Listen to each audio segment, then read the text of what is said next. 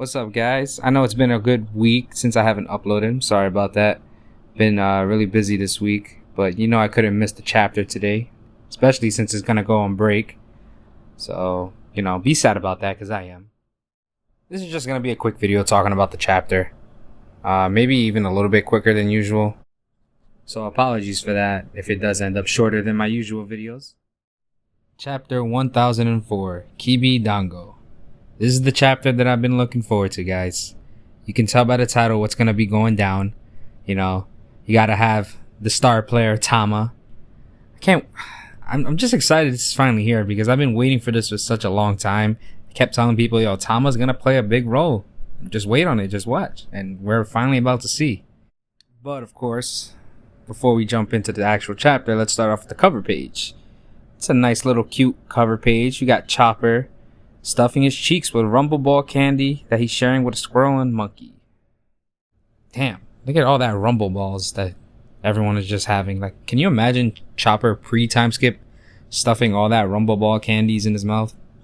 Oh god, what would have happened? Like, what was it? Like 3 Rumble Balls and he turned into Monster Chopper at that point? God damn it. That's it. Eating all these Rumble Balls, Oda's foreshadowing, okay guys? All these Rumble Balls is gonna make Chopper realize his awakening zone devil fruit. It's canon. It's official now. Now just imagine though, that's the only reason why Chopper awakens his devil fruit. Like he just, for some reason, he downs a bunch of Rumble Balls just like in the cover art right here. To start off the chapter, we begin with Speed. That horse beast headliner that Tama tamed in the beginning of Wano with the dango.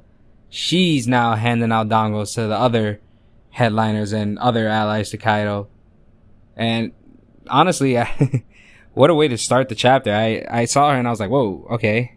It just kind of threw me off. Like, I knew we were going back downstairs apart from the roof and everything, because I had a feeling we had already enough time on the roof. But just to start off with Speed, it just threw me off. I didn't expect that. Yeah, well, she's handing out the dongos that Tama gave her. And she's tricking these other guys saying, oh, eat them. It's going to make you feel better.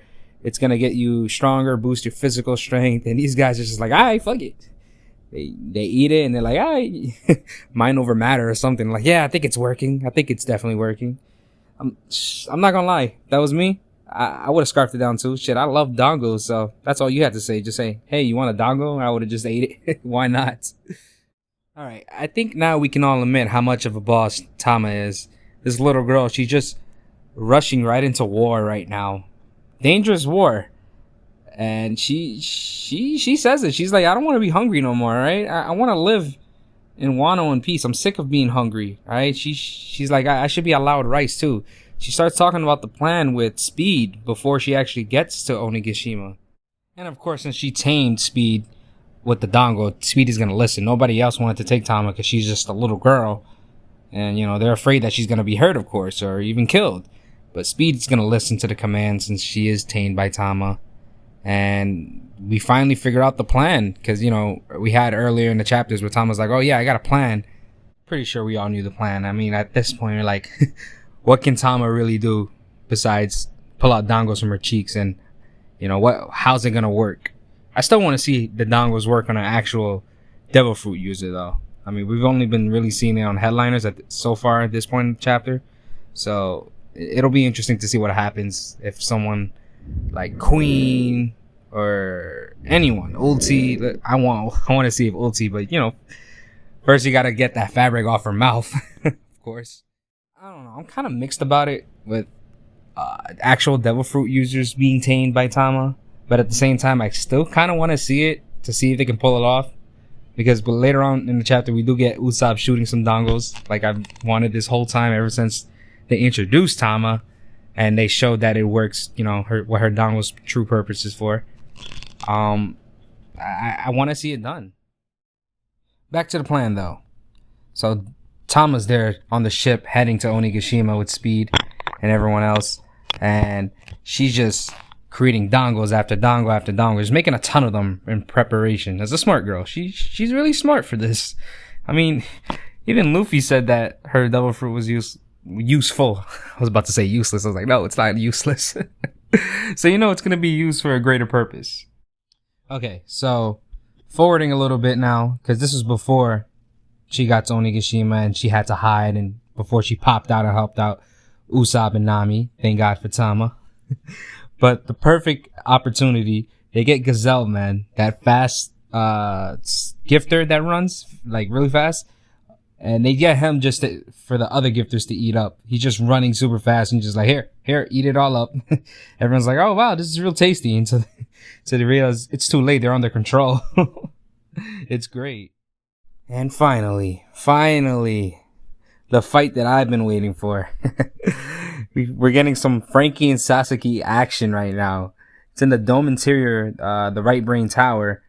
And it starts off with a general left from Frankie to Sasuke. And man, it's funny because I was just watching this in Your Pink and Frankie fight the other day. Everyone who knows me, knows that I love that fight. Like it's honestly, I think it's underrated and it should be talked more about. But I'm hoping this fight ranks up there in One Piece fights. I love Frankie. He's awesome. He's super, right? Sasuke even charges at Frankie, and Frankie like kind of stops him, grabs him by the horn, and just tosses him aside. And everyone like jumps right on him, like, nah, we're gonna hold you down. You're not doing nothing more to Sasuke. Sasuke's ready to attack him again, but it gets interrupted by Usopp and Nami yelling "help" and saying they're like crying and shit.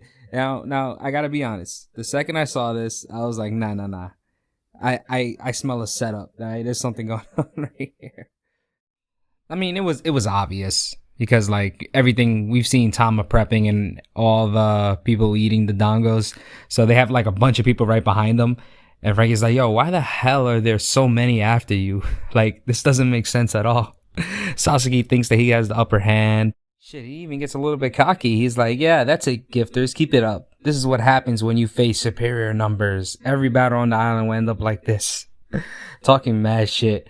And my girl Tama out here saying, that's why I'm here, to even the odds. Like, she knows what she's doing. And that's when Sasuke realizes, like, oh shit, nah, they're not with me. They're actually going against me. And yo, let's just hold on for a second. When I was reading this, I was like, hold up a minute, is that Jabra? What the fuck did Jabra come back from CP9?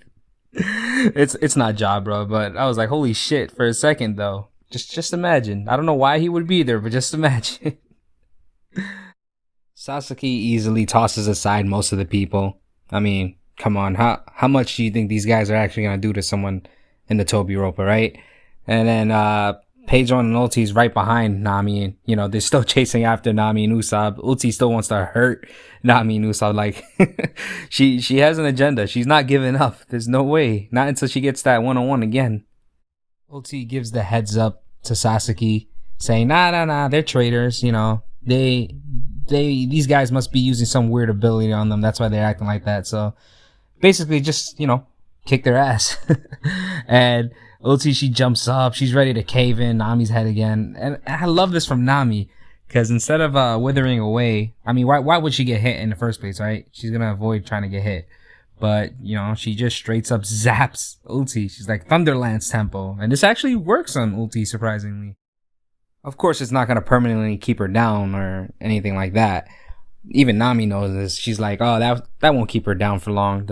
The Thunderbolt would have to be way bigger. And it had me thinking, I was like, damn, just imagine if Zeus was there with Nami still and, electrocuted Ulti. How much damage would they have truly done at that point, right?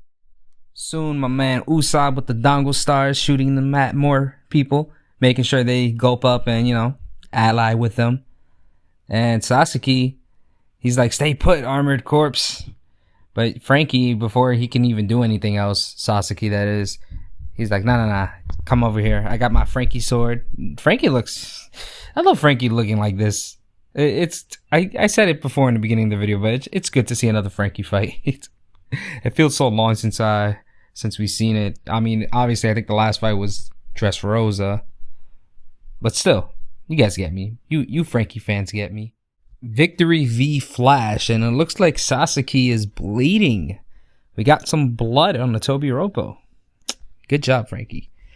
Honestly, me, myself, a bunch of you guys, I'm sure, are waiting for the guys that has heard the theory. And it kind of makes sense with Sasuke being related to Kokoro. I'm waiting for Sasuke to say something to Frankie or for the conversation to somewhere spark up and talk about it. I really hope it does. It'd be really neat if there was a connection. Just to spicing up the fight, right? So far, nothing though. So I guess we're just going to have to keep waiting just a little bit longer. If there is one. Oh man. Alright, so now we finally get more Sanji footage, right? Because the last time we saw Sanji, he was fucked with Black Maria because, he can't hit girls, obviously. So we're wondering, what the hell happened to Sanji? How's he doing? And he's still in the same shitty situation, pretty much. He's all tied up by the webs, Black Maria, and he still can't hit these girls. He knocked out everyone else. Yeah, he surely did that without hesitation, I'm sure. But now Black Maria is there along with these other girls, and yeah, he just didn't hurt them.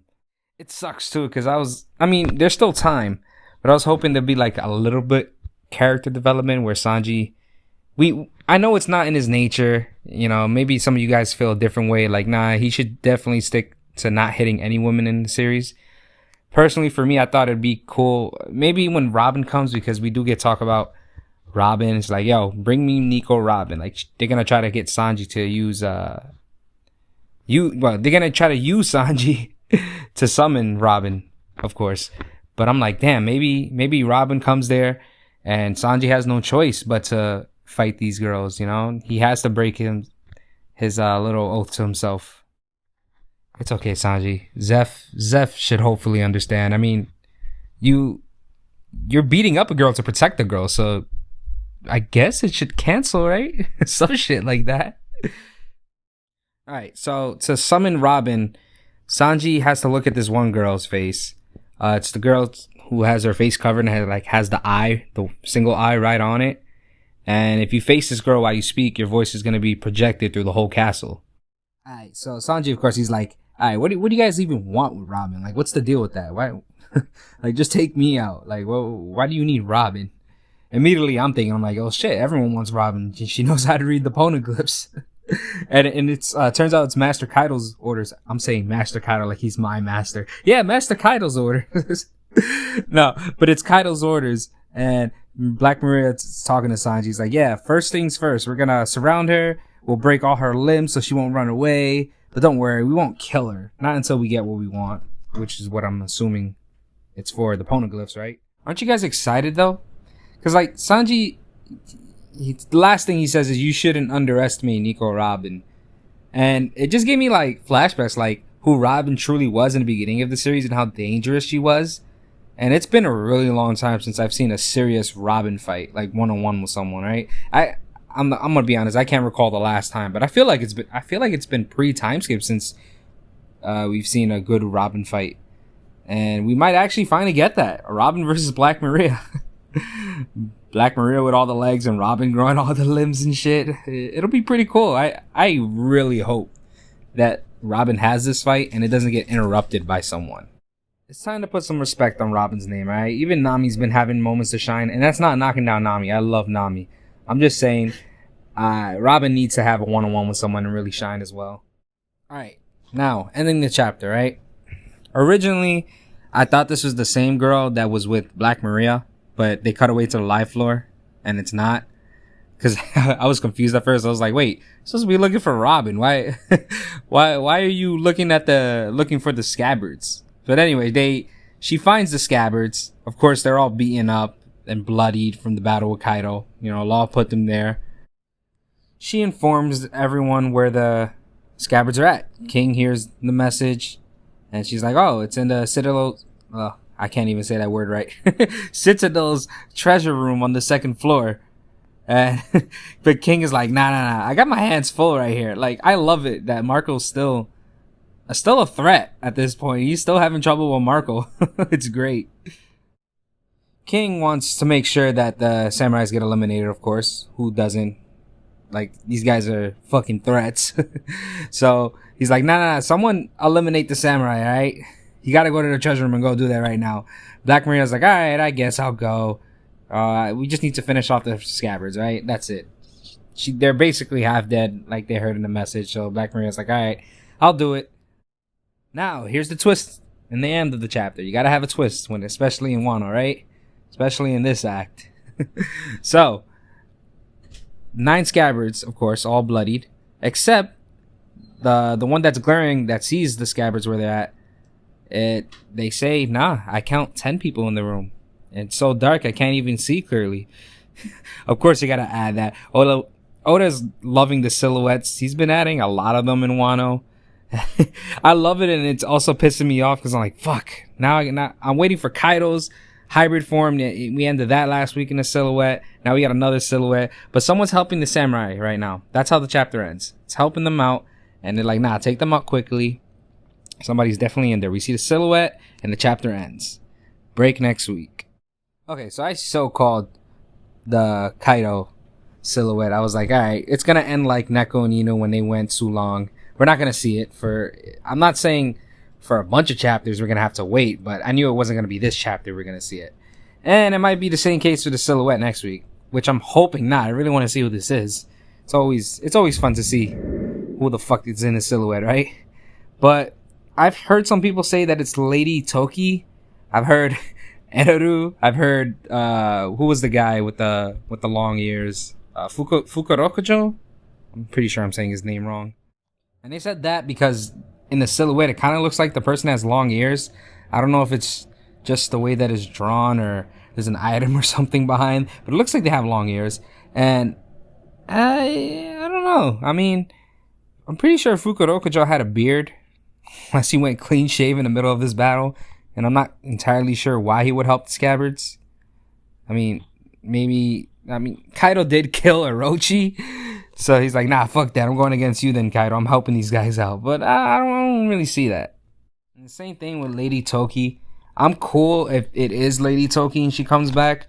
My only problem is this. If she's back, right? Then we gotta have the time fruit involved in the story again. And I feel like it'll get a little bit messy with time. Normally, I'm not too fond when a series does include time travel and anything to do with time. Because I feel like it can get messy or too OP in a sense. So this is the way that I would accept it, right? I mean, I would accept it either way. I'm sure Oda would have a good reason for bringing her back, right? But I'm hoping that if she is back, let's just say there's some reason that she can't use the fruit anymore. Maybe she's used it too many times and it does come aware to her body or something like that. And now she just can't use it. Just bring her back, but have her not use the fruit so things can't get messy with timelines anymore. All right, we don't need like something like Avengers Endgame where timelines get messy and confusing. That's just me though. You guys let me know who you guys think it is. I'm sure we all want to see like a revolutionary maybe. You know what? I want a revolutionary. Somebody else to enter Wano just to, put more hype to Wano. I mean, Wano's already hype enough. But I think it'd be cool if a revolutionary was there. I also don't mind this breakaway from the roof. I've seen some people say like, nah, we shouldn't have cut away. Here's the thing: we've had a good couple chapters, and it was week after week of great fighting, great panels, great hype moments. We've seen a lot of great things, but I don't think we should take away from anybody else that's fighting below. I'm sure we're gonna see some great scenes right there. I mean, last week we saw CP0. I want to see things that's going on below, all the scheming and plotting. So it's great to look at that point. Let's just look at it like that. Well, then I guess I'll see you guys back in 2 weeks. We got the break next week. Oda, you deserve this break. You've been delivering fire after fire. You take the rest, man. You're doing great. You're doing amazing. And before I say all the good stuff, just one last time, MVP goes to Tama this chapter. You're doing your thing. Keep doing your thing, Tama. Looking forward to you having even more greater moments. You have to tame somebody crazy. Somebody high in power, alright? That's gonna be something to look at. I'm not even saying Usopp, like you just hand the dog, not like you literally throw it like in an unpredictable way or something happens that's unpredictable. Shout out to you, Tama. Alright? I'm giving you a lot of credit. You guys like the video. Make sure you like, subscribe, share. This video ended up being pretty average, maybe even a little longer than I expected. So I'm glad that it worked out like that. All right, you guys have a great day, and I'm out.